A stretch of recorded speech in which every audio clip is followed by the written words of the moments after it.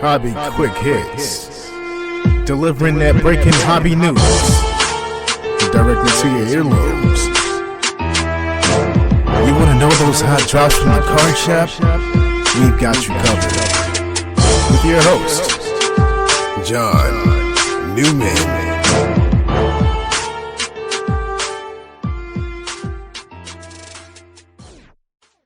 Welcome to episode 159, Hobby Quick Hits.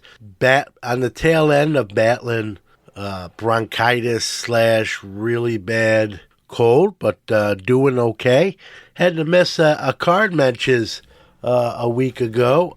Very unlike me, but was unable to talk. Didn't want to cancel the whole show, so special thanks to Jeremy Lee of Sports Cards Live for jumping in the co-pilot seat with Danny and doing sort of a national wrap-up show. Catch that on all the platforms. It's been out now a little bit. So great episode and sort of historical in the sense that it's the first time a podcast has ever appeared on a Sports Card Nation platform that I did not appear in, which is kind of cool and weird at the same time. So thanks to Jeremy Lee for jumping in there. I'll be back. Jeepers, barring something else popping up, I'll be back on the next one. But today we're going to talk about, I do these Q&A episodes on this program. This is not a Q&A episode, but one of the past questions asked, what kind of thing do I like to do within the hobby that I take a lot of satisfaction from?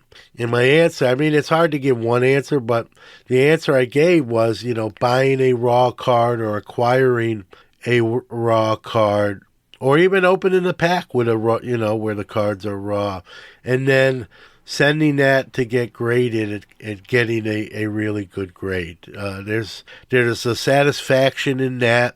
Full disclosure, some of, obviously a good portion of that is financially motivated, right? You just, if that gets a high grade, the value of the card goes up. Now, when I say my satisfaction in this, it's a two-way street or, a double-edged sword. Many times I do that with the purpose of not selling that card. It's going right to the PC, either raw or graded. So it's not only 100% financially motivated, but maybe it's a card that I'm not keeping and it's going to go into my show inventory, and I do that with. And, that's obviously a good thing when it gets a high grade. I don't think we have to apologize for that. So that the episode is going to kind of talk about my process.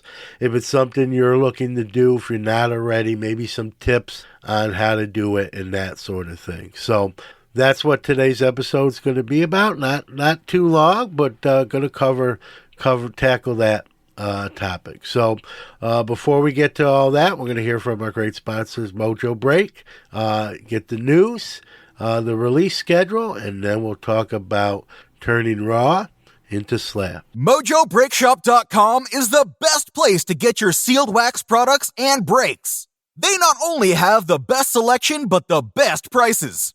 Whether it's a box or a whole case, they are your guys. They ship worldwide to your doorstep.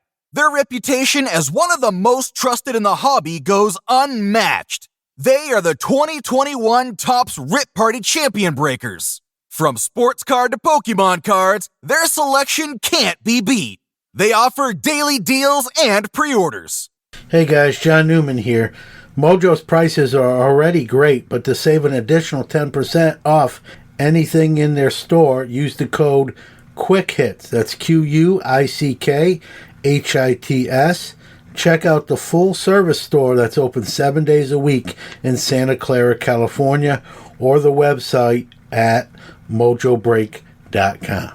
All right, you got me this week doing the new release schedule for the next 2 weeks. Let's start with August 15th. We got 2023 Sage Artistry Football Blaster. 8/16, we've got 2023 Panini Immaculate College Football. Staying on the 16th, we also have 2023 Topps Archives Signature Series Retired Player Edition Baseball. 2022-23 Topps UEFA Club Competitions Merlin Chrome Soccer. Also on the 16th, 2021-22 Upper Deck Stature Hockey. Moving to the 18th, we have 2023 Leaf Exotic Football. Also staying on the 23rd, we have 2023 Panini Chronicles Racing. 2023 Panini Luminance Football. 2023 Topps Pristine Baseball. 2022/23 Topps UEFA Women's Champions League Chrome Soccer. Also on the same day, 2022-23 Upper Deck Black Diamond Hockey. Moving to the 25th, we have 2023 Leaf Hybrid Baseball, Pokemon Scarlet and Violet Obsidian Flames Build-A-Battle Stadium, Pokemon Scarlet and Violet Obsidian Flames Build-A-Battle Deck. Also on the 25th, 2023 Topps Garbage Pail Kids Chrome. Also 2023 Topps Stranger Things Season 4. 25th, staying on that, 2023 Wild Card Wild Chrome Draft Football. Also on the 25th, Yu-Gi-Oh! Speed Duel Streets of Battle City. And on the 28th, we have 2023 Topps Cosmic Chrome Baseball and Topps UEFA Club 2022-23 Competition Stadium Club Chrome Soccer. So that gets you all the way up to the 28th. A good double-digit in amount of products there. Choose your weapon, as I always say, and happy ripping. Let's go round the hobbyverse and catch up on this week's hobby news. Order in the court. All right, most folks by now have heard that Panini has filed suit against Fanatics for antitrust violations. Well, Fanatics has fired back and is counter-suing them. It's very convoluted to a non-legal person. That's why on September 1st, my guest on Sports Card Nation will be the hobby lawyer, Paul Lesko, and he's going to make it a lot easier for us to understand and breaking it down in terms we can understand, and also give his opinion legally on what to expect and what he thinks of this suit and countersuit. So that's, shameless plug 9/1 on Sports Card Nation. That'll be Paul Lesko, and very intelligent, very enthusiastic, and going to break it down, like I said, for us. Will Elmore of Colorado during the pandemic said, man, a lot of these commons or not as popular cards or lesser valued cards, they just end up in a box somewhere and almost never to be seen again. And he had a better idea. And he said, you know what? I'm going to make some belts. And using a combination of cards and like milk carton plastic, he made these rugged belts. And you can custom order them if you have a favorite player or team or sort of an idea of players you want as part of a belt you would wear. Will Elmore is now doing that with cards and making belts. And I saw pictures. Very cool. I don't own one, but might have to see about a Jackie Robinson belt. But again, they use real cards, so maybe you can use some reprints to make a Jackie Robinson belt. But you search Will Elmore baseball card belts, you'll see what this gentleman's doing out of Colorado. All right, the highest bringing Michael Jordan Type 1 photo just completed at Leland's. It was a photo from his debut, his first game against the Supersonics. Has him sort of dribbling up the court with a defender draped by his side. That closed at a new record for Jordan Type 1s at $142,000. We've seen these Type 1 photos be really one of the latest things to really take off and become more desirable, more collected, bringing higher values on auction houses and auction sites. And not my thing. I mean, if I did them, it would be, Jackie Robinson photos, and those things bring some serious cachet. So they're kind of big. They take up a lot of space, and I think the biggest thing size wise that I'll have as part of my inventory would probably be exhibit cards.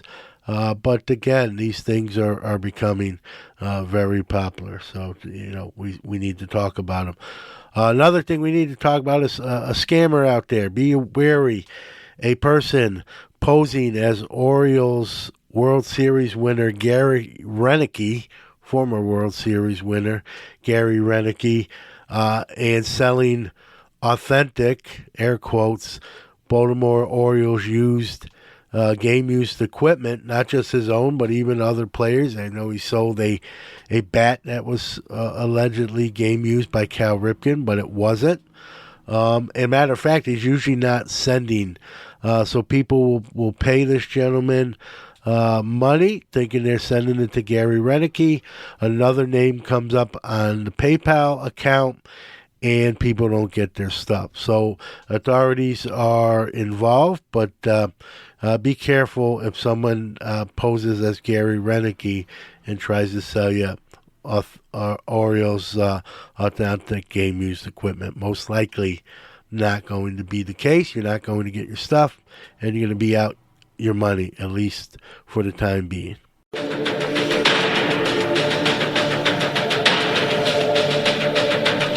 now, our feature presentation.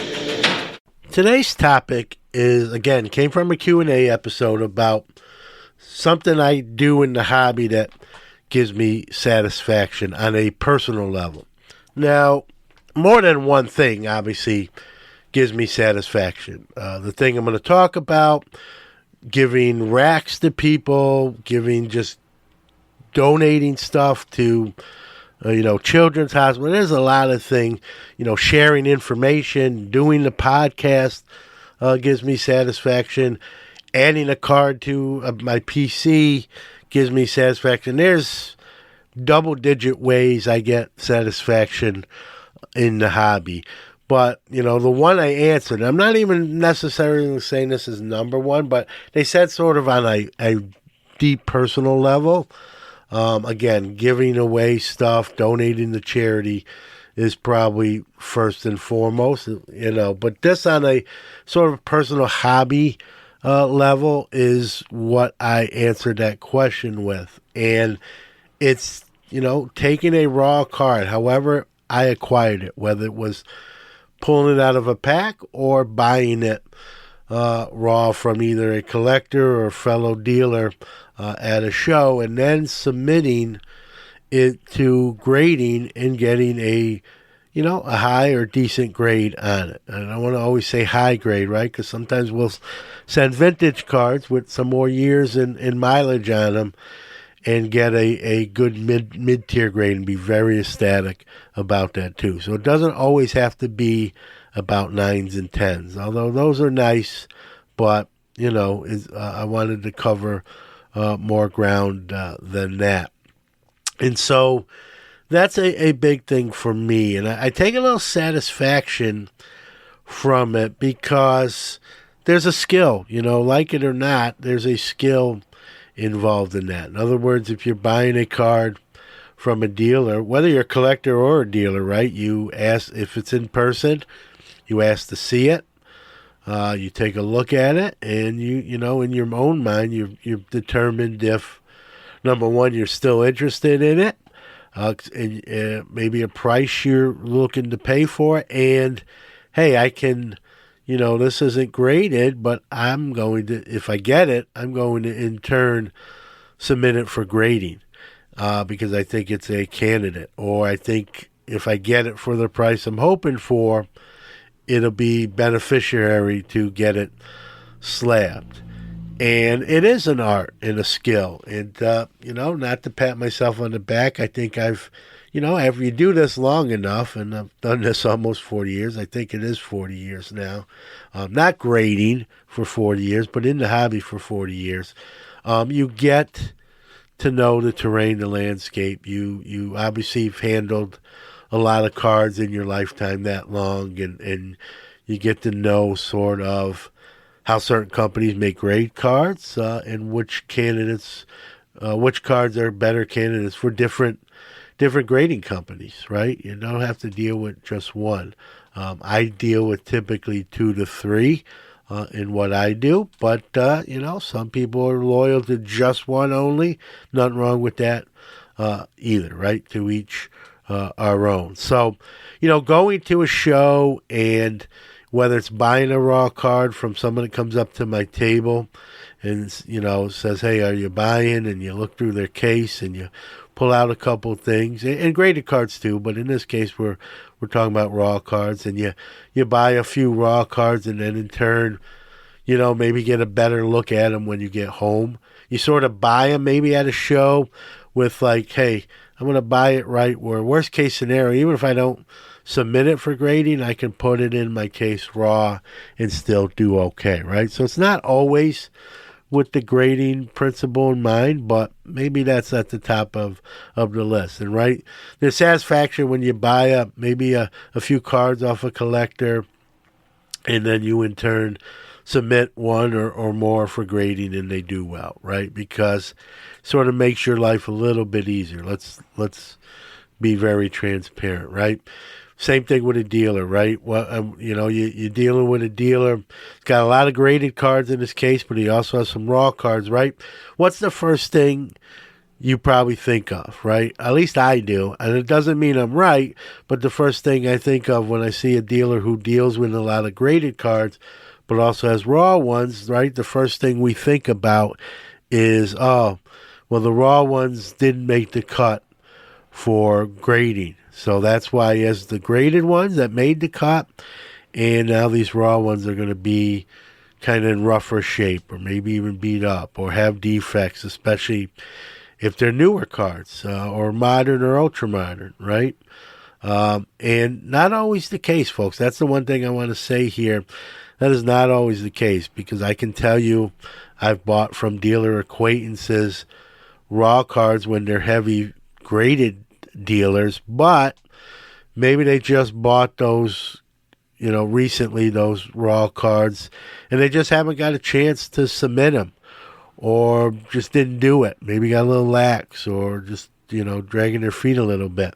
Believe me, I've bought plenty of a raw card from a dealer I would say is a heavy graded dealer, and in turn sent that raw card in and got a very high or good or satisfactory grade from it. So don't always discount it that, hey, this dealer has 75% graded cards in his cases, so the 25% of raw cards he or she has will not be grading candidates. I don't think, I'm not saying it's not, it's the first thing I think of too, but it's not always the case. Don't sort of write a dealer or cards off when you see 3-to-1 graded to raw ratio. Doesn't always work that way, even though it's kind of pops up in your mind. I'm guilty of it too, but go in open-minded if that's sort of your mindset. Because I can tell you, I've bought plenty of raw card in that situation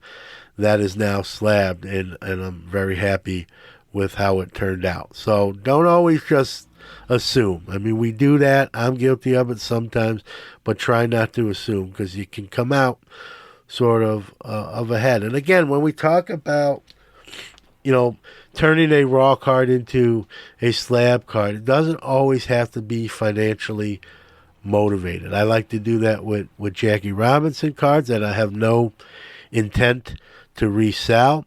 Other cards that I have no intent to resell. I collect Hall of Fame graded rookies. That's my PC. I tend to buy them already graded, but I'm not going to lie. I've bought raw Hall of Fame rookie cards and graded them myself. And again, truthfully, it's cheaper to do it that way. That's the other thing I want to talk about with this topic. It's cheaper. If you're going to buy a card already graded, you're sort of paying for that. You're paying that price, right? You can buy a raw card, let's be honest, in most times, not every case, most cases cheaper than a graded version of that card. And, if you get a diamond in the rough, and you can, and then submit it for grading yourself, you have most likely paid a lesser price than buying the grade that you got. So it's a good way to save money. It's fun too, right? I think if you grade cards, some of the fun is looking at that card, kind of assessing it. We all do this, right? We say, I think that's going to get a 7. Oh, I think that has a chance at a 10. This is a vintage card. If this gets a 5 or 6, I'll be ecstatic because I paid only this much for it and I think it's got a shot, right? It's that anticipation, that lead up and build up. Then we submit the cards to our grading card company of choice and we await the grading card results. And we kind of measure it up to our predictions or what we thought it would pull. And in some of those cases, we've all been there, right? Sometimes it does even better than the grade we put. And other times, unfortunately, right, we say, oh, man, I think this will get a 7, and we get back a 5 or 6. And hopefully not worse, but probably sometimes lower. So, but that's the fun, right? Kind of seeing how our assessment skills, right? We all think we're armchair graders, and it's a good way to sort of test our mettle against the actual people who get paid to do that job. So that's fun too. I'm one of those guys that will look at the grades before I even get the cards back on the grading card website. Some people don't like to do that. I'm a bulk subber for SGC, and I will tell you 80% of the subs I get from other people, when the grades come in, I will ask those folks, hey, do you want to know how you did? And they're like, nope, John, I'll wait till the cards are back and I pick them up. I can't do that. I don't have the patience. Kudos to those folks that have that willpower and patience. As soon as I get a notification that grades have popped, I'm seeing what they were and how I did and comparing notes to what I thought they would get before I ever get them in hand. So I guess I don't like surprises as much as other people do. So that's me. But it's really fun. And again, I want to iterate as we kind of wrap this topic up is if you're not into grading cards, nothing wrong with that, right? Hobby your way. I've said this story. I'll do the Cliff Notes version here.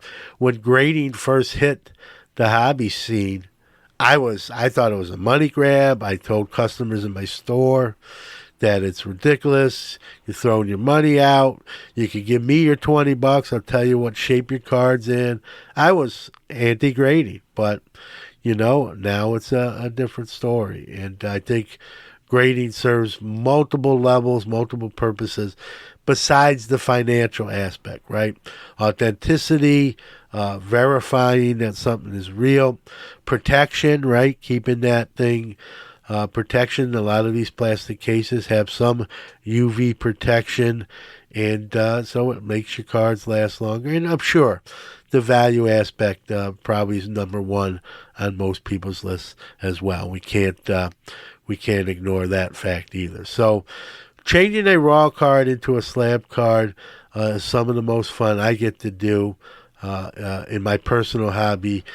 Business-wise, on my business side as a dealer, and even in my personal collection, just in cards that I'm keeping. I don't care what the grade comes back as. I'm just keeping the cards, not for sale. So I wanted to kind of delve deep. Tips, again, don't write off a dealer even if you see heavy graded presents on their raw inventory. Make deals with people, right? Collector to collector, trade nights, buying cards, right? I acquire cards from collectors that come up to my table, from other dealers, and opening packs, right? Those are all those cards that are raw that I acquire that way are potential candidates for grading. And so don't close off any avenue. Look at your local marketplaces like Facebook Marketplace, even Macari. Sometimes you will find collections for sale on those sites, and there's some diamonds in the rough in many of those cases. And so it's a fun thing if that's the the lane you choose and the road you want to travel down. So, as always, not that I don't believe in experts, but I'm very experienced. Any questions, feel free to contact me or the show, and we'll help you out as best we can. Thanks for your time, and we'll see you soon. All right, thank you for listening to another episode of Hobby Quick Hits. Want to give out our social media, starting with our website, which is www.sportscardnationpodcast.com. Facebook, you can follow us at www.facebook.com/sportscardnationpodcast/ Twitter, we are at SportsCardNati1, so it's SportsCard NATI1. Instagram at SportsCardNationPodcast, or you can email the show hobbyquickhits@gmail.com. Again, thanks for listening. We'll see you next week.